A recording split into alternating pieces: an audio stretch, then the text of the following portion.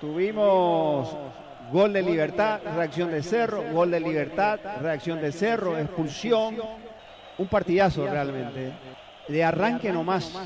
Así comienza este torneo. Ojalá todos los partidos sean como este. Sí. Va Cecilio. Penal para Cerro Porteño. Minuto 100 de partido. Cecilio ubica esa pelota. Entiendo que es el penal y termina.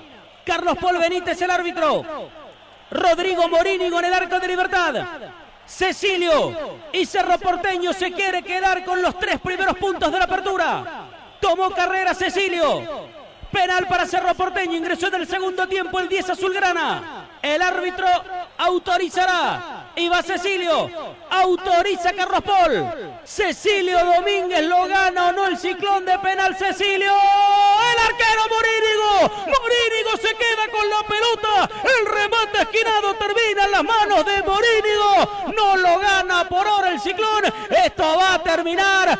Es un partidazo final, dice el árbitro del partido. Partidazo en la olla, pasó de todo. El gol que finalmente no lo fue. El penal sancionado a Cerro. Cecilio Domínguez. Y el tiro mal logrado. 2-2 termina el partidazo en el General Pablo Rojas. Lo pudo ganar Cerro Porteño, pero se resigna con un solo puntito en el comienzo de la apertura. Libertad, que estuvo de ganador en 2 ocasiones, lleva un punto a la huerta. Final en la olla. Repito, ha sido un partidazo.